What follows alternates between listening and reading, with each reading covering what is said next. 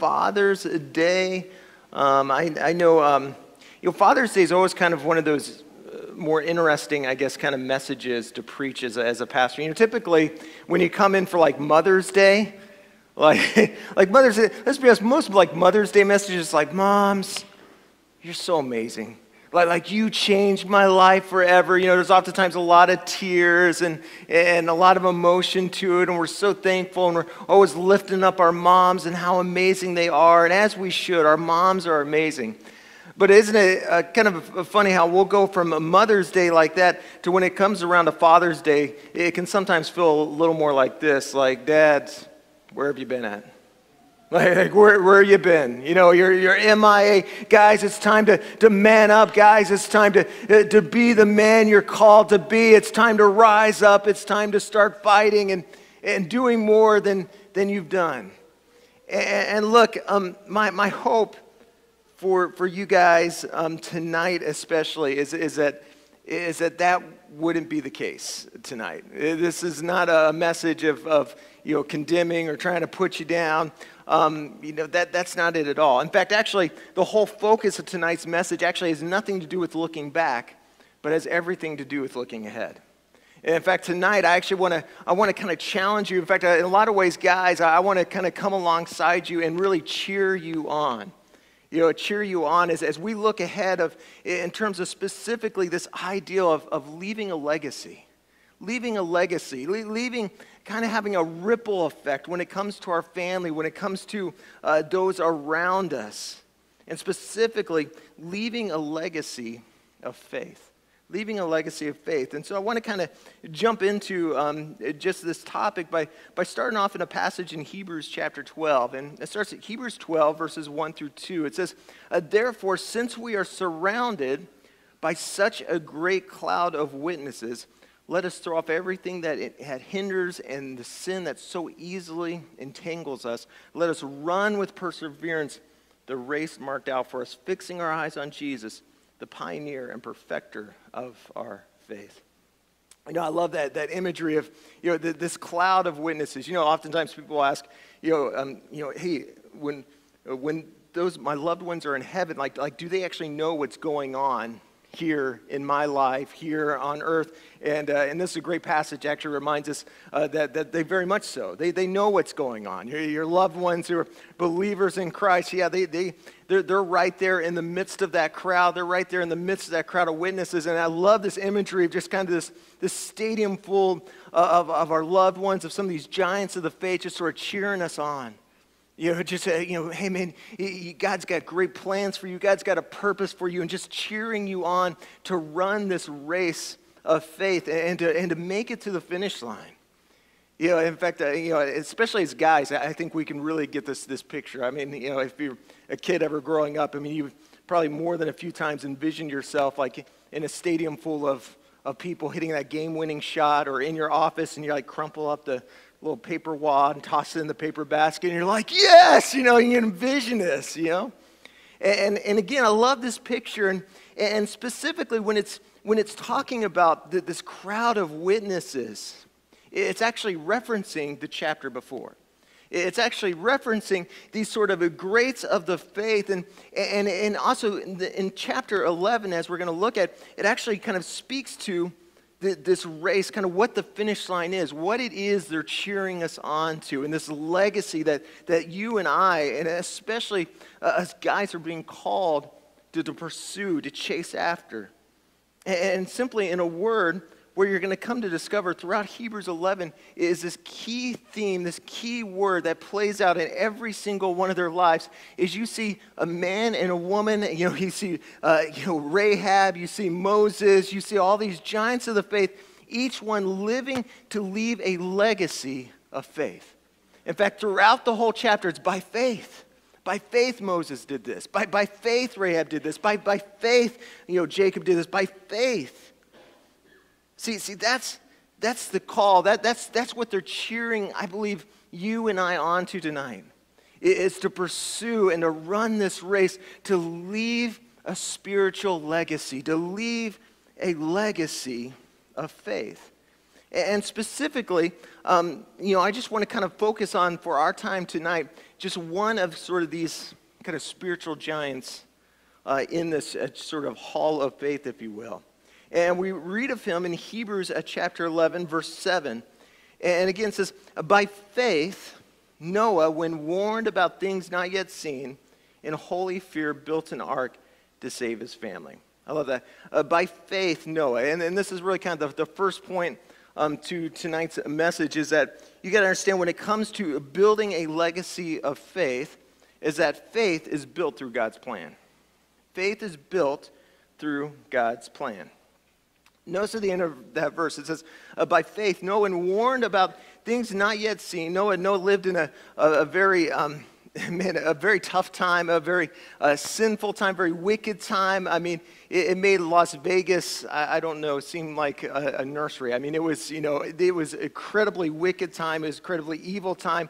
In fact, it actually says that's what they would do is they would literally spend their days just thinking of ways how they could, ruin someone else's life, how they could cheat somebody, how they could rob someone, how they could, destroy someone else's life. I mean, this world had become just that depraved, that wicked. The sin had just been that consuming. And yet out of that, we see Noah. And I love this. Again, it says holy fear. And holy fear, he built an ark to save his family. To save his family. By the way, I love that where it says holy fear. Noah had a fear, but he also had faith. Sometimes I think we can think the two are totally counteracted, that the two have nothing to do with one another. But true faith, when it talks about leaving a legacy of faith, faith doesn't mean that we lack fear. Faith is not the absence of fear. Faith is when you feel the fear, and in the words of Joyce Meyer, you do it anyway, right? You kind of push through that. See, faith is when you'd like to stick your head in the sand and just hope it turns out all right, hope someone else takes the responsibility, hope someone else steps up to the plate.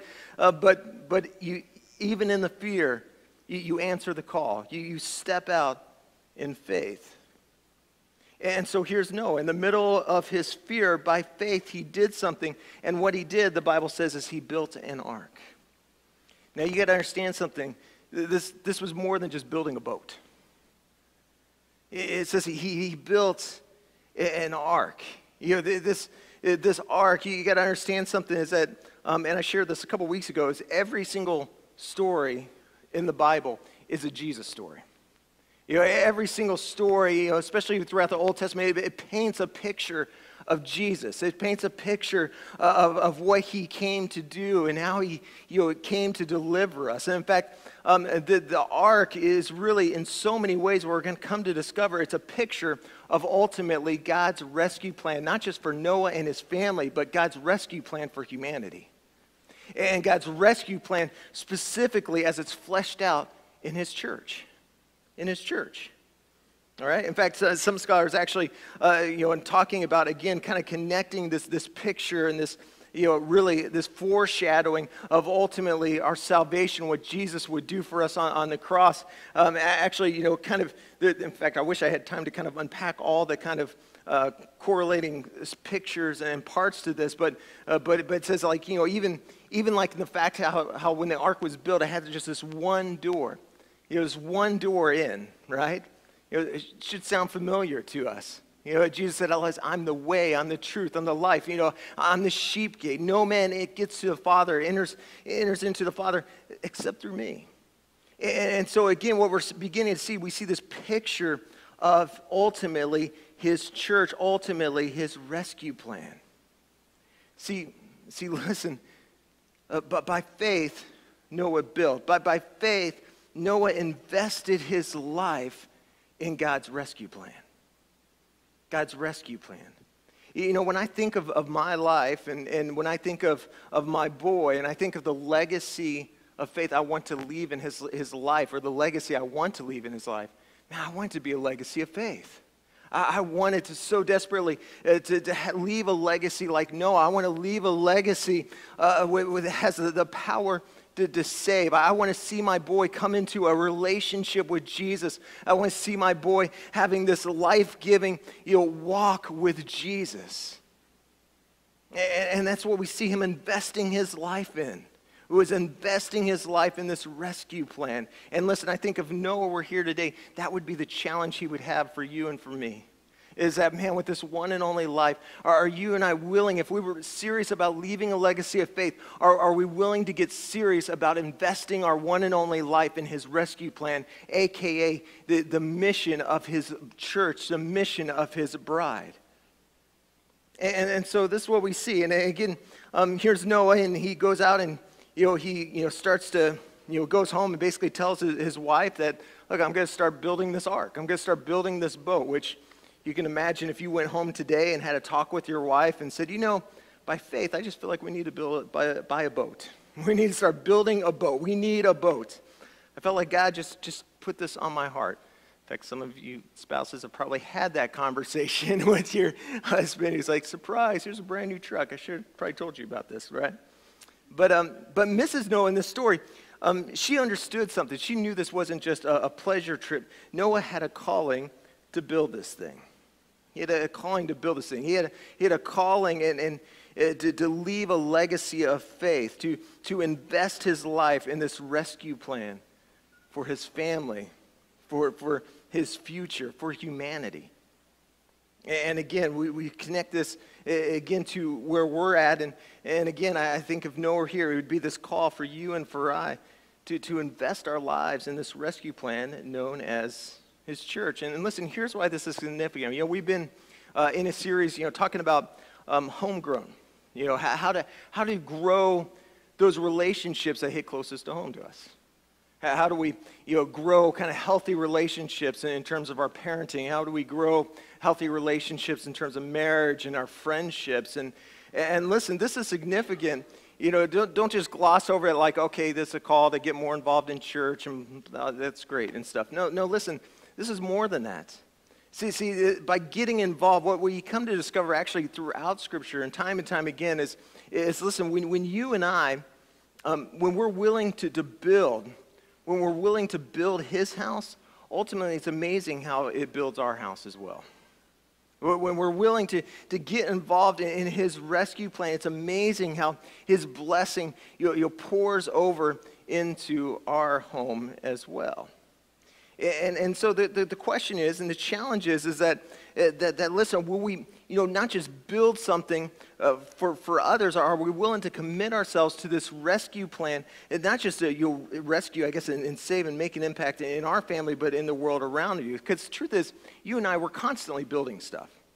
You and I, we're constantly building stuff. So often the question you and I have to ask ourselves is not, what am I building or will I build? It's specifically, what will I build? We're always building. And is the legacy that I'm building, because we're all building a legacy, is the legacy I'm building something that's going to last? Will it be here 10 years, 20 years, 50 years, 100 years? Right? Is it something that's going to last? When the storms of life come, when my life ends, is it something that's going to carry on beyond just me? Beyond just me. In fact, actually, in Genesis 6, when God's talking to Noah, he kind of goes all Home Depot on Noah. And it's really interesting here. He starts to kind of go through the details of this rescue plan. And it kind of speaks, I think, in kind of a language that I think especially guys, we can tend to really understand. He says, this is how you're to build it. He's talking about this ark. He's talking about this rescue plan. He says the ark is to be 300 cubits long, 50 cubits wide, 30 cubits high. Make a roof for it, leaving below the roof, an opening 1 cubit high all around. Put a door in the side of the ark, and make lower, middle, and upper decks. And I kind of love this description because, again, I think especially in some ways, he God here, he's speaking in a language, in a way that guys especially, we tend to get. Because guys, we're by nature, we love to sort of measure our lives and measure our stuff up against everyone else, the world around us. In fact, I wish I had a measuring tape. I'd kind of demonstrate it. But think about it. You go to your neighbors, and what's one of the first things you tend to do? You see the brand new boat, and it's like, how big is that? What is that, 15, 20-footer, right? You go in, you see their TV, you're like, what was that, like 30 inch, 32? I mean, that's not bad. I mean, mine's like a 50-inch, but yeah. I mean, we have this tendency to sort of measure our lives. And in some cases, sort of measure the worth of our lives, by everything around us, right?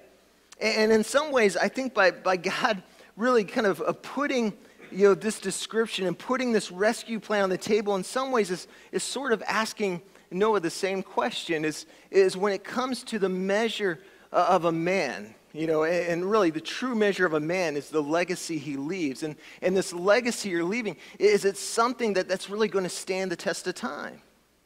Is the legacy you're going to leave just simply stuff or maybe some success or maybe this, a special team or something that you like? I mean, is your legacy going to be something temporal or is the legacy you're going to leave something that makes an eternal difference in the lives of others?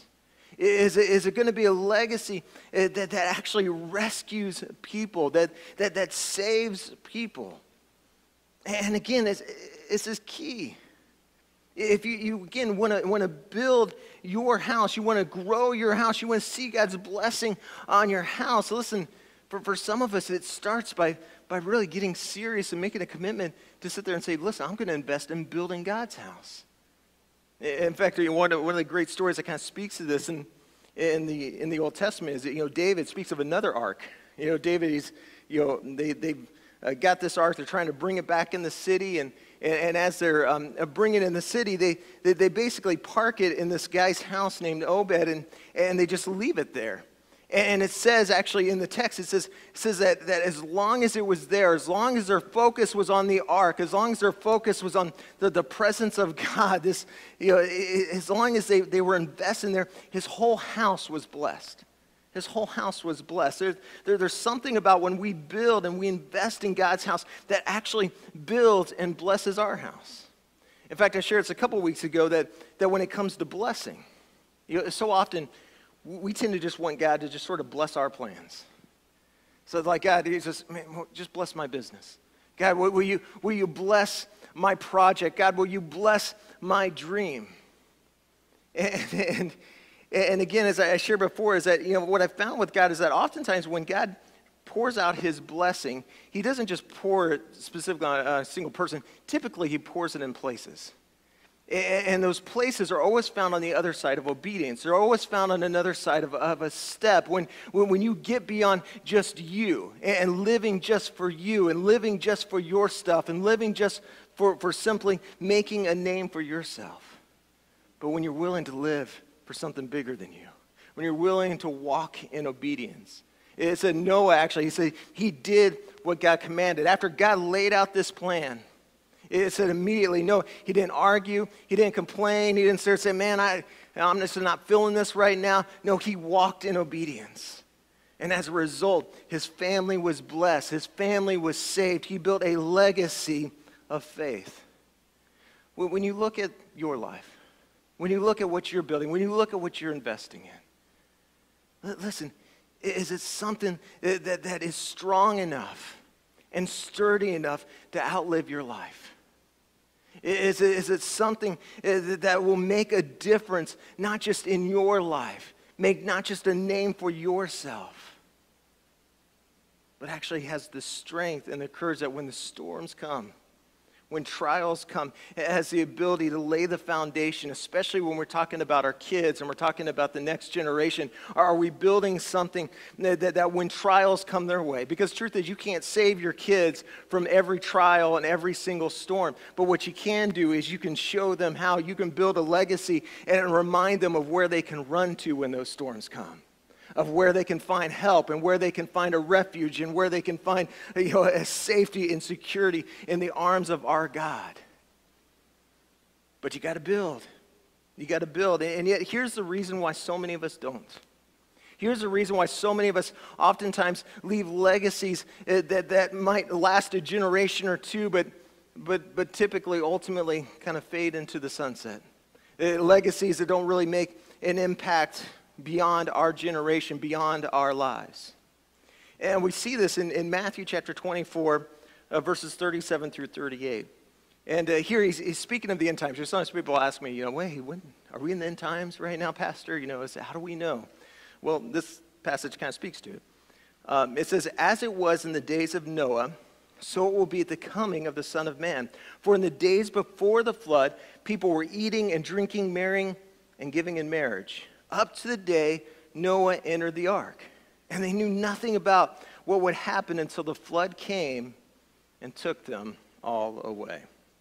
Now, typically when we hear that, immediately we just sort of assume that Jesus was talking about the wickedness of the world.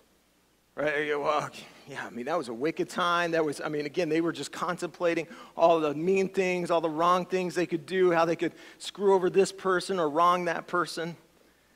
But notice, Jesus is actually very specific here about, some of the signs of how we know we're in the end times. When he's referring to the days of Noah, what's interesting, he's not referring to their wickedness. Notice what he says. He says, people were eating and drinking, marrying and giving in marriage. In other words, they were just doing life. They were just living their life. They were going their own way, pursuing their own dreams, pursuing their own stuff, living for me. They were just doing life. And again, none of this stuff was bad. Man, it wasn't bad. I mean, getting married, that's not bad. Celebrating, spending time, fellowshipping with good friends, it's not bad. Eating, it wasn't bad. Investing in their 401k plan, I mean, this wasn't bad stuff. See, what Jesus is trying to get across here is that listen, how the end is coming, how storms are coming. And in fact, I put it in my notes this way, is that really one of the ways destruction is on its way is that destruction always begins with distraction. Destruction always begins with distraction. Destruction in anything in your life. In a marriage, in a relationship, when it comes to a church, destruction always begins with distraction. Oftentimes I'll tell people who are getting married, it's like there's no such thing as a person who falls out of love. Just two people who fell out of focus. They got distracted from one another. They started getting consumed and focused and chasing after other things. And listen, if I'm honest with you, I believe we live some of the most distracted lives in the history of the world these days. Because the truth is, we've got more things to distract us than probably ever before. We live in maybe one of the richest times ever in the history of humanity. We got more entertainment options and just stuff to distract and stuff to kind of numb our mind and numb our focus and distract our focus from the things that really matter most in life. In fact, Jesus put it this way, he said, it's easier for a camel to walk through the eye of a needle than for a rich man to enter into the kingdom of God. And listen, he's not talking about Bill Gates here. He's talking about you and me. He's talking about this reality that listen, we've got more than ever before, from our phones, from our jobs, from our entertainment options, from our TV, from our sports. We got so many things constantly vying for our attention, constantly vying for our affection, constantly vying for our focus. And if we're not careful, we can allow to pull our mind and pull our focus off of the things and the people that matter most in our lives. And listen, and especially when it comes to this call that's really on all of our lives, we're all called to be a part of this rescue plan.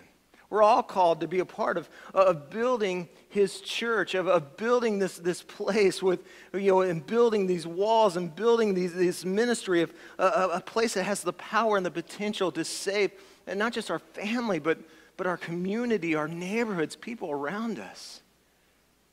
But listen, it'll never happen as long as we're constantly allowing ourselves to just live distracted, chaotic lives. That's what I love about Noah. Noah built. Rather than, just sitting there saying, man, this is too much for me. I don't want to deal with this, and kind of going doing his own thing. It says Noah built. When other people just went about their lives, Noah began to build. When other people looked at him and were like, what are you doing working on that boat? Why don't you build a bigger house, right? Why don't you work on your career, Noah? Why don't you do this and do that? And Noah was building a boat, and it didn't make any sense to anybody. Because in the middle, by the way, because here's the thing, in the middle of all these distractions, when you actually live your life for what matters, let me tell you something, it's going to look strange. It says in the text, in Genesis 6 says that Noah was different. Noah was different. And listen, here's the thing. If you want to make a difference, if you want to build a legacy that's built and helps to lead people to eternity, that helps to make a difference in someone's life that's lasting, listen, if you want to make a difference, you got to be willing to be a little different. You got to be willing to walk around with some different priorities. You got to be willing to walk around with a different set of values. You got to be willing to walk around with a different measure of success. You got to be willing to be different enough to sit there and say, you know what? My first and primary focus is, I'm going to seek his kingdom first. Because I realize that when I do that, listen, everything else falls into place. Everything else, it's amazing how God just starts to kind of bring things together. When I look at some of the dysfunction, when I look at some of the struggles, when it comes to my family or comes to my work or comes to my job, listen, if I'll just seek him first, if I'll surrender my life to living his plan for my life and in being a part, even in some cases, of just investing in his rescue plan, if I'll build his house, it's amazing how he'll build mine. He'll take care of some of that other stuff that so easily we get distracted and we get consumed and we stress out about. And again, I love this picture of Noah. You can just picture of Noah every day talking about a guy who lived a different kind of life with a different set of priorities and a different set of values and a different mark when it came to success. As you can just imagine, every single day, Noah's 3 sons waking up and they heard the sounds of building. Not Noah building a new addition on his house, not him building a new chariot, Noah building an ark. And you just imagine them day after day, Dad, what are you doing? Well, what are you doing, Dad? Why are you building this ark? Why are you investing so much time? Why are you investing so much stuff into this? I mean, get this, Noah for 120 years was building this ark. 120 years. I mean, we think of like committing to serve in like kids ministry for 3 months, and it's like, oh my goodness, that's like eternity. Like 120 years he was building this thing. And yet, again, if we take the time and we have the courage and we're serious about building a spiritual legacy, if we'll build his house, it's amazing how he'll build ours. And I think in a lot of ways set the stage to, in some cases, literally save our family. That's what we see here. I mean, look at it, Genesis 7:1. It says, after all this building, all this investment, doing something that had to seem strange to an unbelieving world around him. So then the Lord said to Noah, go into the ark, you and all your household. You and all your household. For I've seen that you are righteous before me in this generation. Because Noah was willing to build into God's house. But Noah was willing to build a legacy of faith. As a result, his entire family was saved. His entire family was rescued. And listen, I share this because I think sometimes there's some of us, we can kind of come in here and wonder, man, when it comes to our kids, like why don't my kids get in the boat? Well, why don't my kids seem to have a heart to get involved in church or have anything to do with a relationship with God? I just don't understand why they don't want to get involved, why they don't want to get into faith. Listen, I'm going to tell you the truth is that the next generation, listen, they won't get in it until you invest your life in it. The next generation, they won't get in it until you invest your life in it. They're not going to believe in it until you build it. The problem is they see our lives, they hear us talk about God's importance and God's value in our lives, but then we just go on living these distracted lives. We pursue and we live for things that seem to rival the very thing that we say is so important to us. But again, Noah's sons, they saw every day Dad working on the boat. We're working on it together. As a family, we're building this thing. And when the rains came, when the storms came, when the challenges of life came, they had a faith in it. They knew where to go because they watched their daddy invest in it his whole life. Listen, your kids are going to put their faith in whatever it is you build most. Your kids are going to put their faith in whatever it is that you build most. And look, I'm going to just make some of you mad here tonight. So, put your seatbelt on. But it's truth. And listen, I'm telling it to you because I love you. I care for you. I care about seeing your kids you rescued. And here's the truth, is that Noah, he built something that saved his family. Listen, soccer isn't going to save your kids. It's not.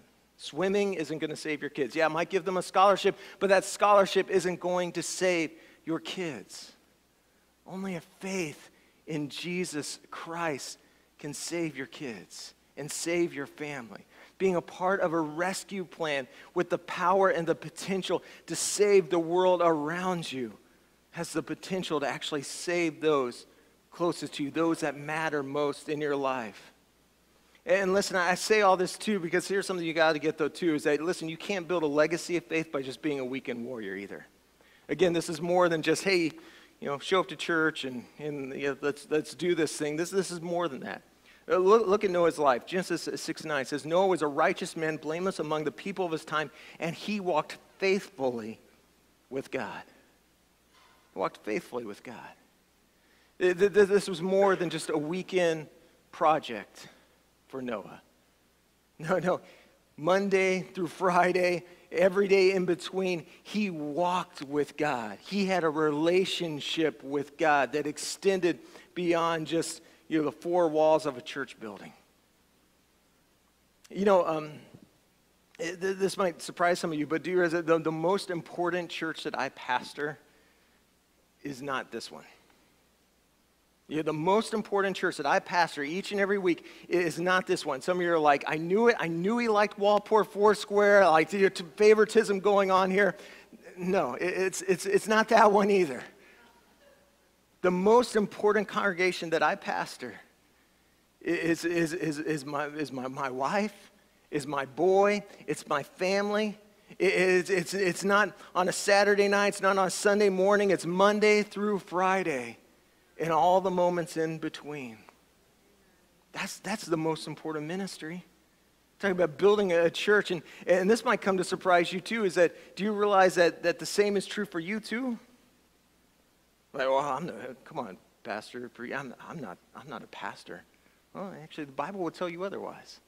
The Bible says you're a royal priesthood. Listen, you got a call. You got a responsibility. Listen, the most important, you talk about building, leaving a legacy of faith, of building something, a spiritual foundation with the power and the potential to rescue our kids and rescue our family. Listen, it takes more than just a weekend commitment. It's about having a walk with Jesus, living a life that is on fire and alive and in motion with Jesus. And that's what we see with Noah. That's what Noah had. He was a guy who again walked with Jesus. He walked with Jesus. And listen, I think this. I think sometimes, especially for guys, this can be really tough for us. I remember some years back when I went to Tanzania. I went there to do some of these kind of training times with all these different pastors and. Talked on leadership and stuff like that. And I remember every time before I would get up to speak to all these different groups, is that there would be this announcement, this pronouncement of, hey, the man of God is about to speak to you. The man of God, every single time before I get there, the man of God is going to speak to you. How many know that's a little intimidating, right? Like you go up there, and I remember my first instinct was like, man of God, I'm just an ordinary guy here. I'm just an ordinary guy with some bumps and bruises and flaws. Man of God, it was intimidating. It was, there was something about it. Every time they said it, I'm like, it didn't necessarily rub me the right way. Of like, I didn't necessarily see that in myself. And listen, I think that's how it is sometimes for especially guys in terms of fathers, is that I think we don't always see the value, see the authority, and see the significance of the role, especially fathers, have been given in the lives of our kids. You know, that listen, that there's some significance, that God is, He's called you to take the lead when it comes to being an example, of who God is, of what it is to live out this faith, of what it is to walk with Jesus in our lives. And again, I think sometimes we can lose sight of that because we sit there and think, well, that's just not me. I'm just an ordinary guy. And of course, we live in a culture, too, that time and time again tries to reinforce this message that yeah, you're right. You know, we don't necessarily need fathers. We don't necessarily need men of God. We don't need guys kind of stepping up to the plate in that kind of potential. Like, we can do it without you, trying to kind of devalue the role there. In fact, I was thinking about this, and I think I've shared this commercial one time before, but just it always strikes me, and it's always super powerful, and it just kind of speaks to the significance, especially of the role of a father in the lives of kids, and especially passing on this legacy of faith. Why don't you take a look at this?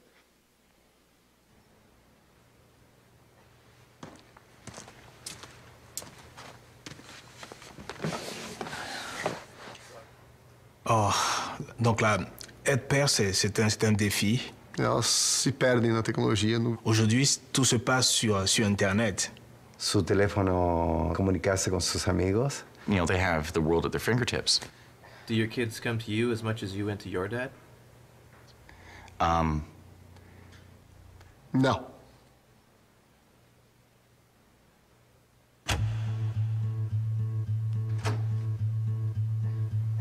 All right, come on in. So first up, I'm going to have you look up a few things on the internet. How do I tie a tie? ¿Cómo preguntar a una chica cuándo salir? Hey. Comment est-ce qu'on se rase? How do I fry an egg? Ah.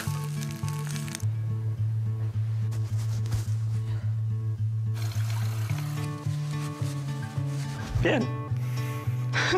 Le bas a brûlé. ¿Cuál es tu color favorito? Now I'm going to have you ask your dad. ¿Qué estás haciendo? Qu'est-ce que tu fais? Le miras a los ojos. Il faut que tu fasses 2 fois le tour. Avec ça, ça sera plus simple. Salga todo perfecto, ¿no? ¿Sí? That's pretty good. Tiene que tener presencia. Decime a mí, explicar lo que hay que hacer, ¿no? C'est pas mal, hein? Voilà, premier rasage. Ta-da.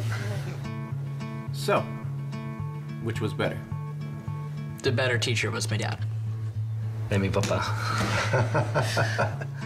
Était plus personnel sur les informations. Sabe lo que yo no entiendo. Teus filhos são a coisa mais importante do mundo e... Je voudrais remercier mon papa. Eu te amo. Também te amo, gente. Já não.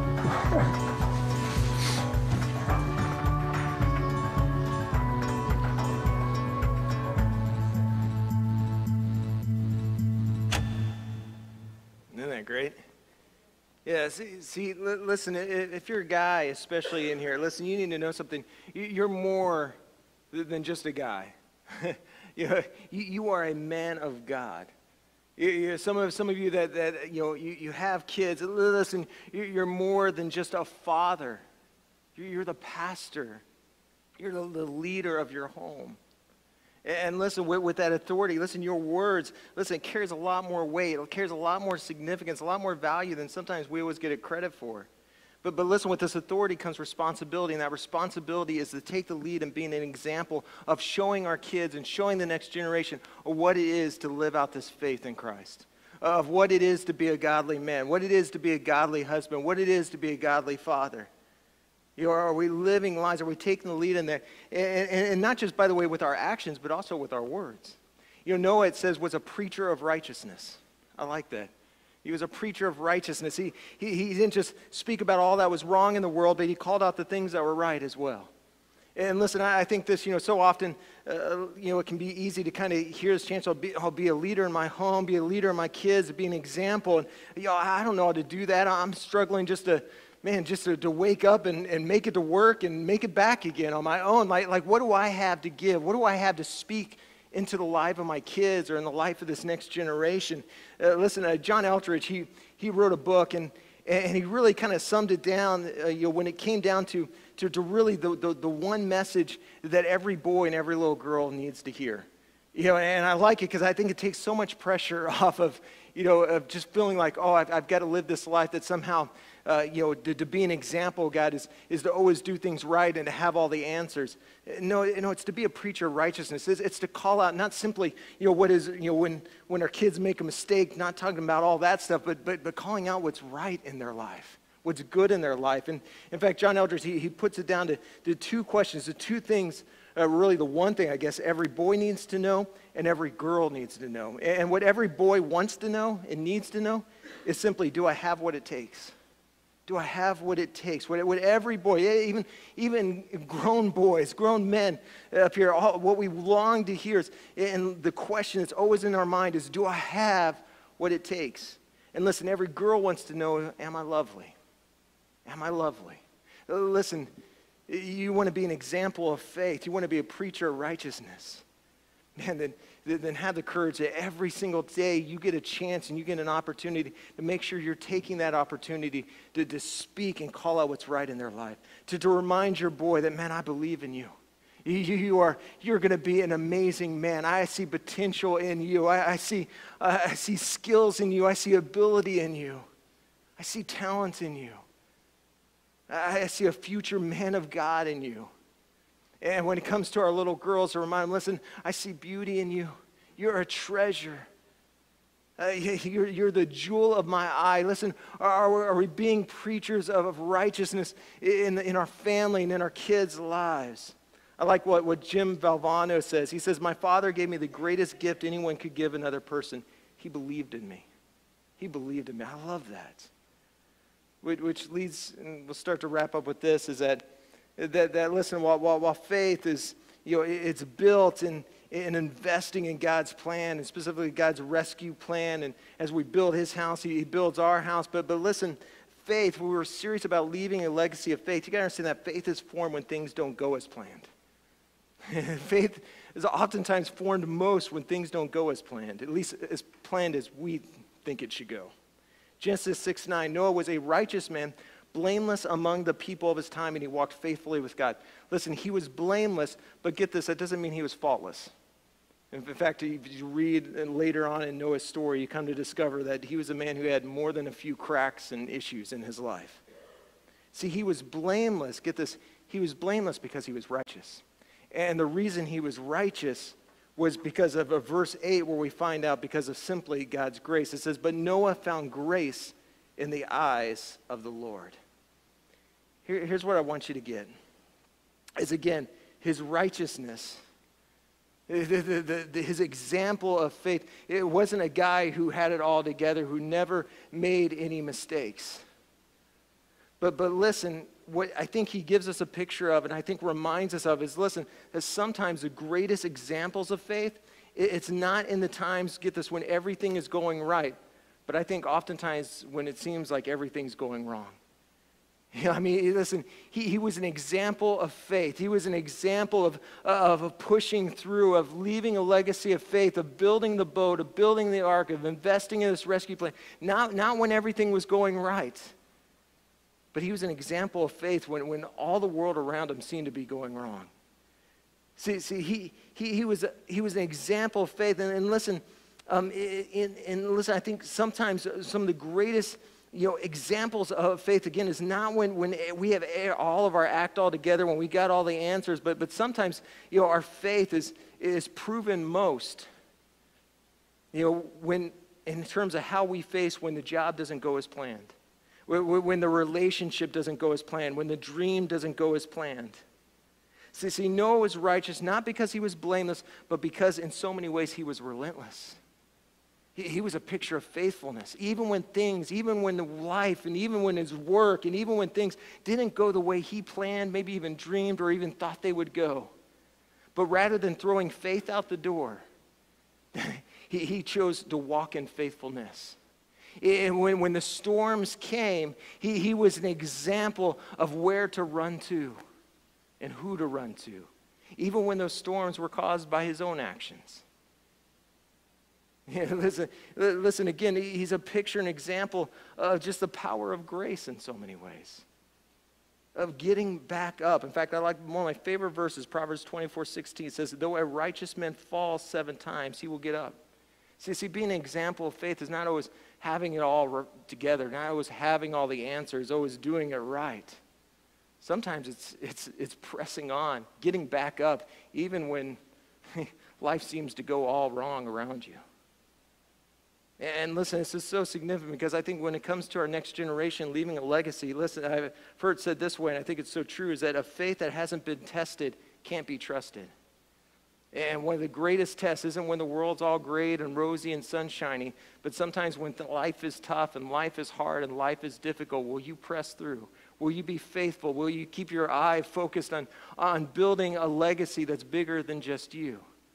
But listen, it's not just being faithful and focused on building a legacy that's bigger than you, building something that extends beyond you. It's a faithfulness, it's a determination, it's a resilience to stay focused not just on the places and the things that matter most, but on the people that matter most. This weekend is the start of a U.S. Open. Any golfers in the house? All right, so I'm going to have to do a little explaining here with you, but I'm not actually typically much of a golf watcher, except for the majors. I do like to watch some of these major tournaments, like the Masters, and again, like this weekend, the U.S. Open. And one of my favorite golfers is Phil Mickelson. I love watching him play because he takes a lot of risks on the course, and I mean, he was kind of a guy who, for a number of years, he would constantly come in second, and it was only, probably about maybe about 5-6 years ago, he started finally kind of break through that, constantly becoming runner-up, and he went on to win 3 of the 4 majors. There's 4 major tournaments in golf, but the one major he's never won is the U.S. Open. And it's interesting because last year he had an opportunity to go into it, and it was a course in Wisconsin which the course designers actually said was built almost with Phil Mickelson in mind, like his game, how he hit the drives, how the greens laid out. It was almost like tailored fit for Phil Mickelson. And yet Phil Mickelson would kind of shock the golf world a couple days before the start of the tournament when he informed everyone that he was not going to be at the U.S. Open. And so he shows up at the press conference, and they're expecting that he's going to tell them, I'm sick, or I've got this injury. But he doesn't do that. He informs them he's not going to be there because his daughter was graduating from high school that weekend.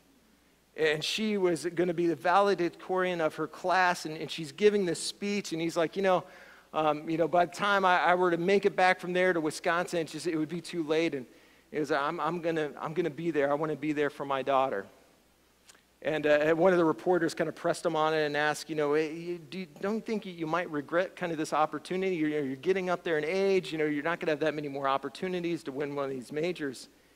And he said, absolutely not. What I would regret is missing my daughter's graduation. See, a lot of us, we can tend to do what I think so many golfers do, and and probably a lot of the golfers that day is that we all want to be a legend, right? We want to make a name for ourselves. We want to, do something that kind of leaves our mark. But I love what Phil is. Phil will ultimately go down. He'll be a legend in the golf, but Phil wasn't concerned about being a legend. He was concerned with leaving a legacy. He was concerned with leaving a legacy. And I love that kind of, just his willingness and his courage to sit there and to choose really to stay faithful to the commitments that he made to the ones that matter most in his life. Listen, again, being an example of faith, it's not always the glamorous things. It's not always the big steps of faith. Sometimes it's the small acts of faithfulness.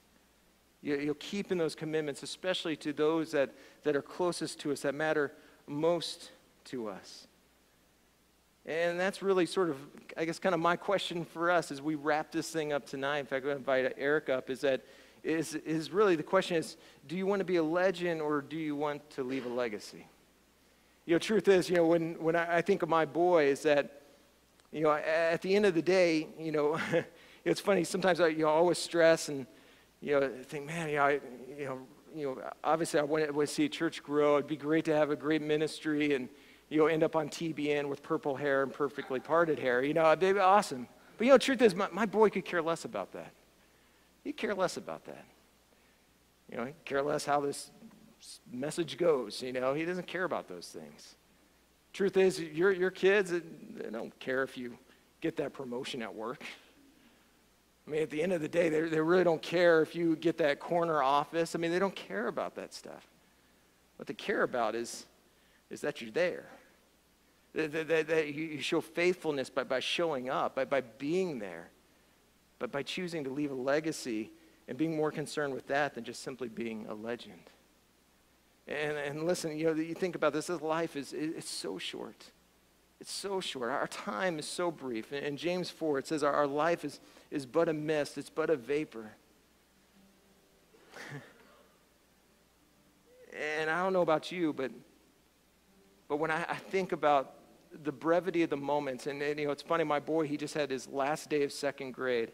It was just this reminder of just how fast time goes by, how short and how limited those opportunities are to invest in his life, to be an example of faith in his life, to be a preacher of righteousness in his life, to pastor my son. And for some reason, that question just keeps kind of going back over my head time and time again, just reminding me, listen, do I want to be a legend? Am I going to invest my life and waste my life in a lot of ways just trying to make a name for myself? Or am I going to commit my life to actually leaving a legacy of faith, of investing my life in building the things that matter most? Kingdom purpose things that go beyond me, that have the power and the potential to rescue others. And will I invest my life in the people that matter most? Will I be a pastor to my boy, a pastor to my family? Will I invest my best in what matters most? With every head bowed, every eye closed, I want you to